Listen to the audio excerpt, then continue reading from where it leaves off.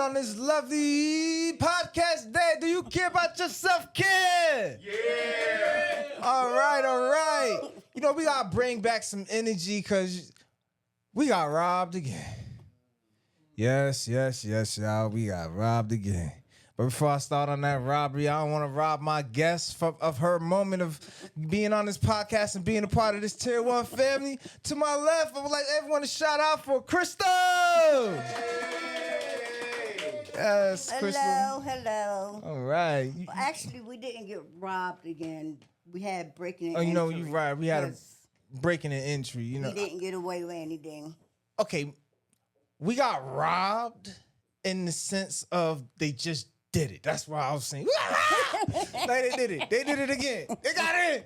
All right, but it was a B&E. He didn't get anything this time. No, they didn't. He got to go to jail. Yeah. So he robbed himself of opportunity, Yes. and it's sad that we were being burglarized, and yet we are individuals who help individuals suffering so that they don't have to burglarize other people, and that they get assistance, they get food, housing, even get weaned off of substances if they're using substances. I mean, and not only that, as a person who helps people get off of substance, didn't you just graduate? Or you finished your hours and you were peer recovery, right? Or you on the verge of one? I'm doing my internship right now. Yes.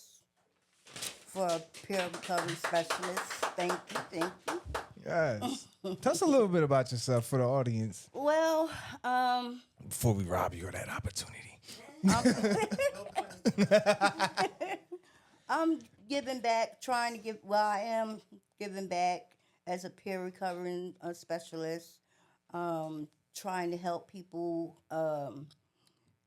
maintain safety through harm reduction and going out hands work, and also trying to help people, giving them information if they need to seek help, give them information for information to of all sources. Yes. And also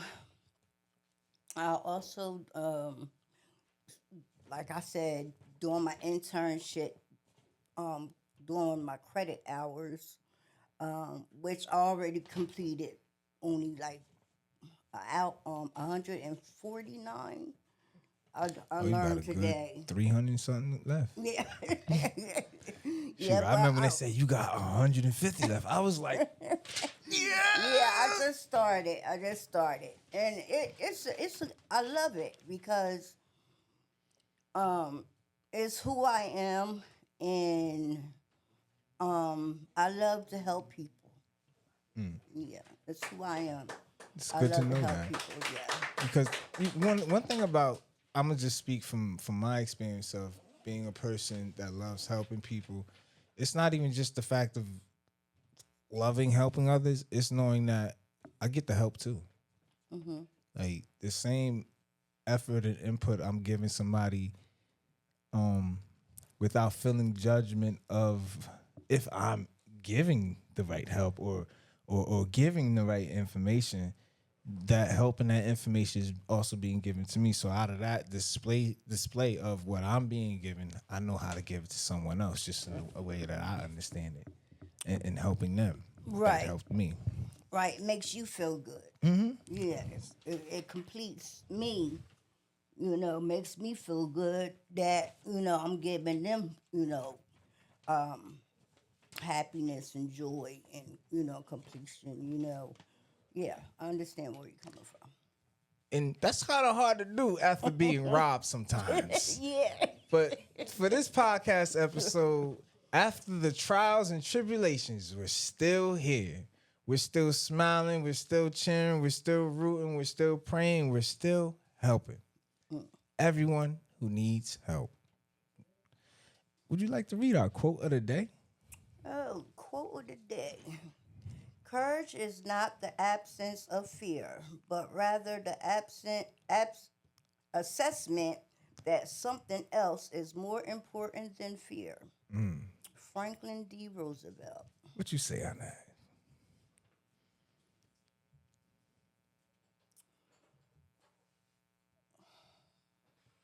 That's a good quote. I mean,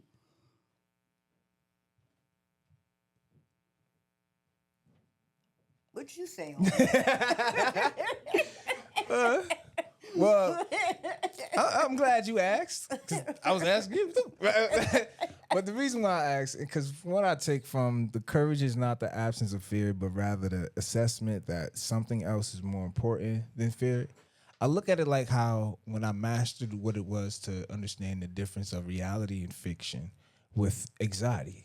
Because anxiety attacks will have you thinking that what you're going through is present, it's real, it's so real that even though you don't see it, it's happening, but it's all in your head.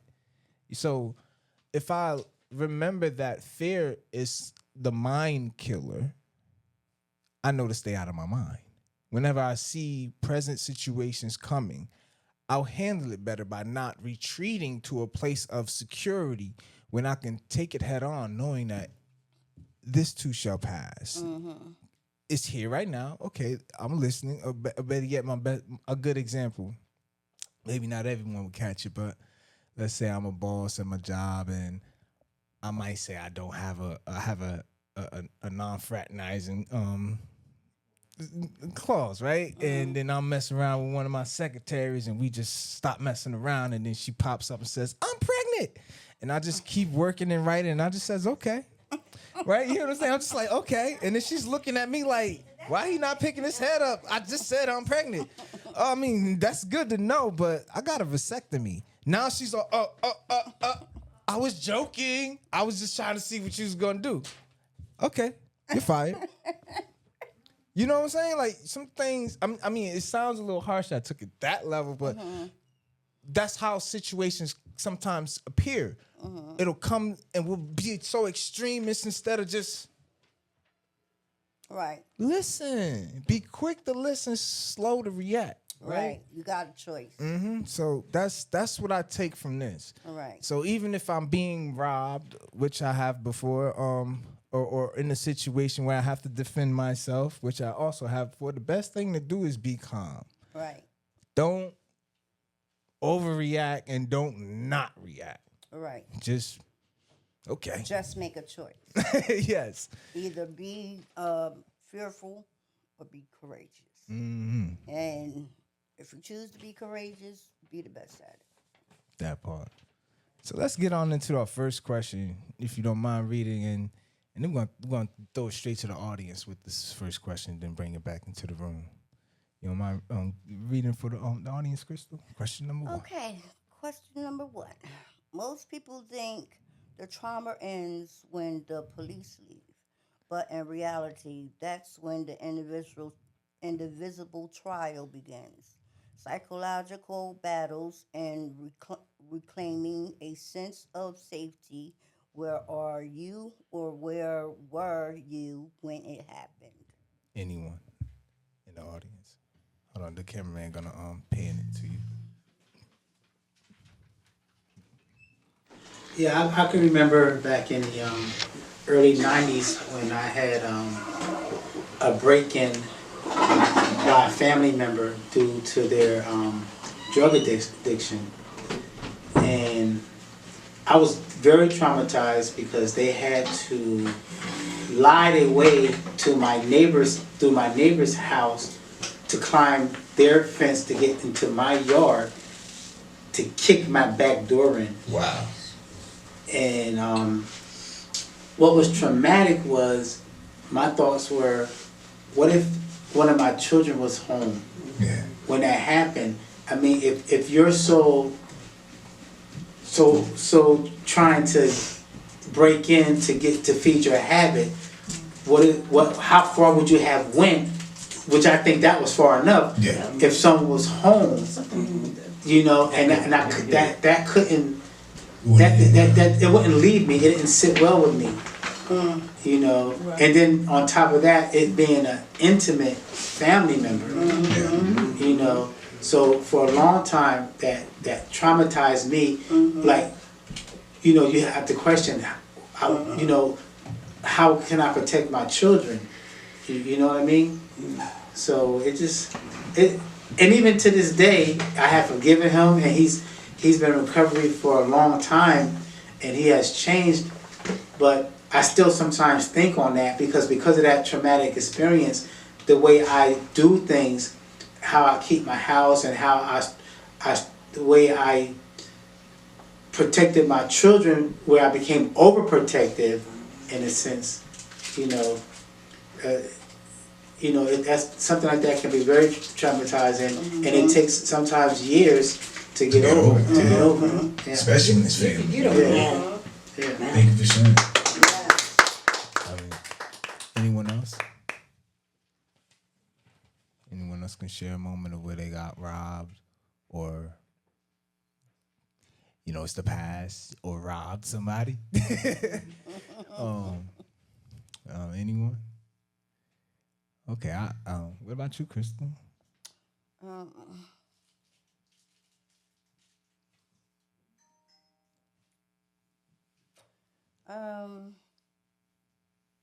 I remember when I was out there on the streets and I was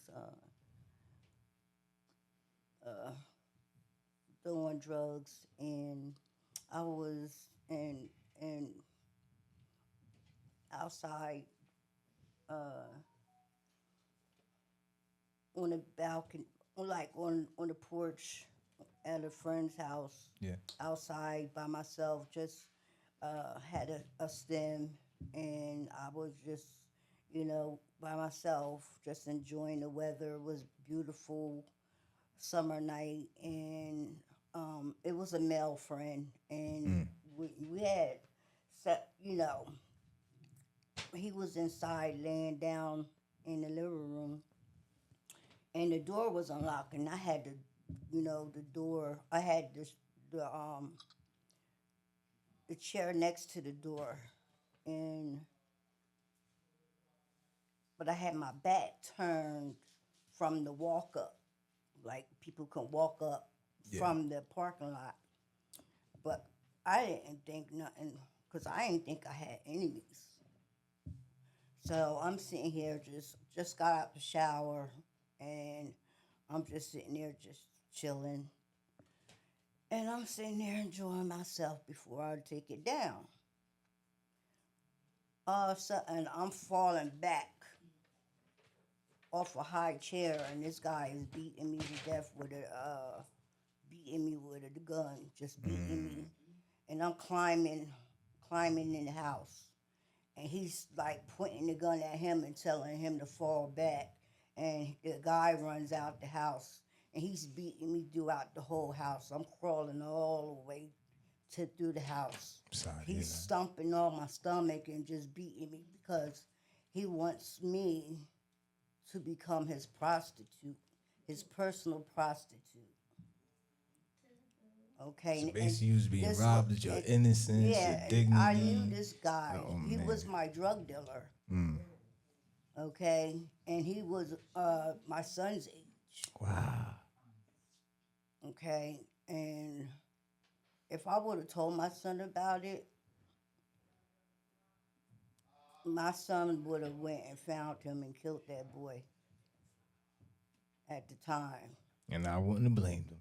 Yeah. I probably would have been riding with him. And I had to go to the hospital because I kept coughing up blood. They had to operate on me because something was right here inside me.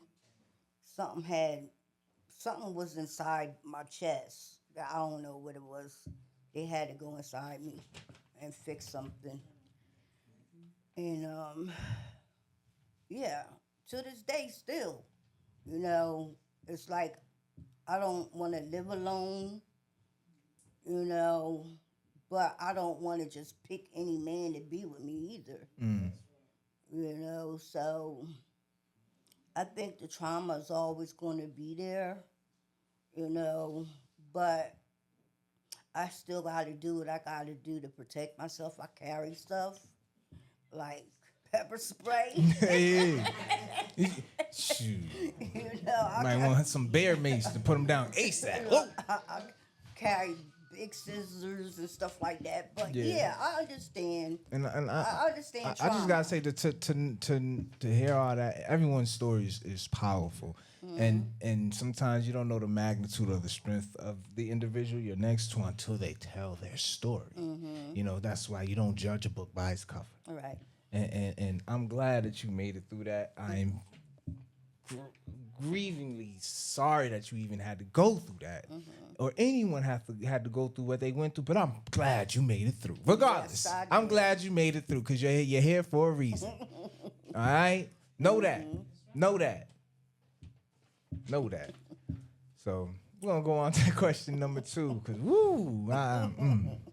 I know what I can say on that one. I'ma let it rock. So for question number 2. For this podcast, when the person was finally caught, did you feel a sense of peace or did you feel a strange sense of grief for the version of yourself that was robbed during the robbery? I'm gonna answer that one, then we're gonna go to the audience. For me, when I first experienced what it was like to be in a helpless situation where being robbed and broken into the house. It was when we first moved into the projects. Our apartment door got kicked in and ransacked, and we literally ain't even been in the projects for a month. And it was just horrifying. It was like, Dad, we just moved here. Like, how can we even trust anybody here? How can we even say we even a community? How can we even say that we want unity or want better for our environment for the people that are here? But we're destroying and antagonizing each other every day. You know, like a bunch of little kids that don't know how to grow up. But that was from how I saw it. And so I had to learn and accept that there's people who are going through what they're going through today, and which is why I'm in the position, you're in the position that you're in to help those individuals, because those individuals used to be the ones that put that pressure on us. Now we're helping them relieve that pressure off themselves. Ain't that crazy how life works? Like the same thing that was once destroying you turned into the reason why you were strong, and you helping others come out of that. All right, because you know how it is. So So I can't really say you robbed me, you helped build me. Yeah, it made you stronger. Anyone else want to answer the question number 2 in the audience? I'll read it again. When the person was finally caught, did you feel a sense of peace or did you feel a strange sense of grief for the version of yourself that was robbed during the robbery? Marcus. So, And your mouth too close to the thing. Thank you. yes, feel his breath. So I was actually the robber. I used to break into cars and steal things out of the cars. But when I did get caught, I was at peace. I had grief that I broke into cars, taking things that could have been personal to him, that something was given to him that from somebody that God forbid passed away. Yeah. And because I took it and sold it or whatever I did with it just for a fix, that was on my conscience after I got sober and clear-minded.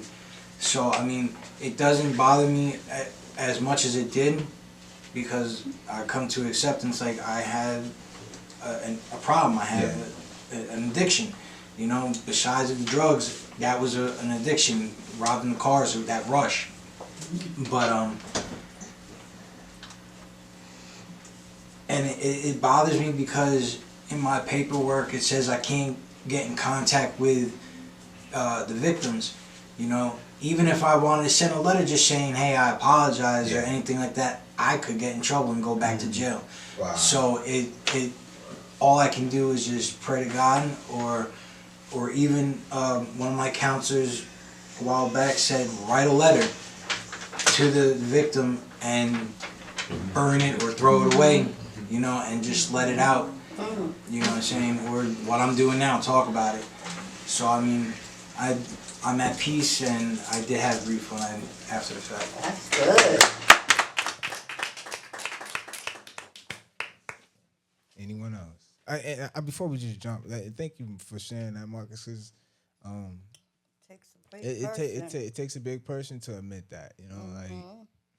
And even earlier when it flew out my mouth, anyone who robs some, I don't even know why that came out my mouth. I'm being honest. Maybe it was just in the spirit, but we all needed to hear that. Oh, okay. So when I was younger, I kind of got like robbed of my virginity. So when I hear this question, it's like I immediately just go back to that. Yeah. I mean, No, you don't got to touch it too much on it if you don't want to, but just even that itself, come on. Every father looks at his daughter as his most precious jewel, and every mother looks at her son the same way. Like, for somebody to take that innocence away from you, Yeah. is just as equally as wrong as taking a family heirloom from you, because you are the predecessor to the family. Right. For something like that to be taken, most parents and most people would want to wait till they meet someone worth giving that to, or the person that you're getting married to even give that to them. that's what sucked. That's what sucked big time. Like, Yeah. yeah, that really sucked. You know what I mean? Not clapping to the pain, but clapping to your courage for saying Right. Thanks for sharing, Pam. that. And, Okay, question number 3. If we could send a thank you card to the intruder, what would it say? That proves we've officially reached the level of not today energy. not today energy. What would your letter sound like? I would just want to say on that one, what I would say with that. Hey, it was pretty good here. But, I would say the thank you card. I would thank the intruder for reminding me that what you took was material items, and material items are replaceable. People are not replaceable. Whims are not replaceable. You just stole stuff. Yeah. So thank you for reminding me that that's just worldly things that are replaceable. That's what I would thank you.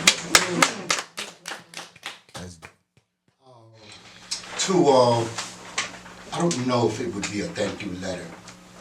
I know when people do things against me, and I want to write to them how I feel, and the reason why we write to them so they can't interrupt us. We can say what we want to say to them, exactly in the letter about, especially a thing like happened to her when her innocence get taken. That's more precious than anything else. So it would be to relieve myself. Oh, you about to be relieved. You forgot. Yeah, I forgot.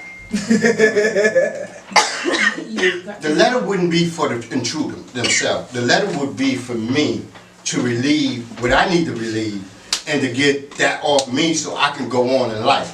So it wouldn't be so much to address the intruder. It would be so much to address how I feel. So the rest of that was in me that I think he took away from me is almost in the power of the letter. Allows me to take my power back. Yeah. We had another hand over there. Yeah, if I had to write a letter to the intruder, I would thank him for, thank you letter to the intruder. I would thank him for showing us our weakness and where we had to reinforce reinforce ourselves, as an organization and just as an entity in the community, and just thank you for showing us our weakness and what we had to be vigilant about and keeping ourselves safe. You know what I mean? That would is what I would do. What about you, Crystal? If I had to send my intruder a thank you card, I would thank him for showing me and also himself, him being a weak person, and that that made me a strong individual today. and that I'm a survivor. And thank you for teaching me strength and I wish him the best of luck in life. And I pray for him, and that's it. I'm in agreement with everyone who has Keep eye on the time. given their part, and to really be honest with the fact that it's really something to say to the individual who done you wrong, thank you. It gives more power back to the individual, as everyone was saying, like to take your power back with a simple thank you, to take your power back with a simple moment of clarifying what's happening first and then responding. Whoo, that moves mountains. It do, because when you can really take a moment and just look at the picture and know what color you just got to put in one spot, you know what it's gonna say? Do you care about yourself, kid? Yeah!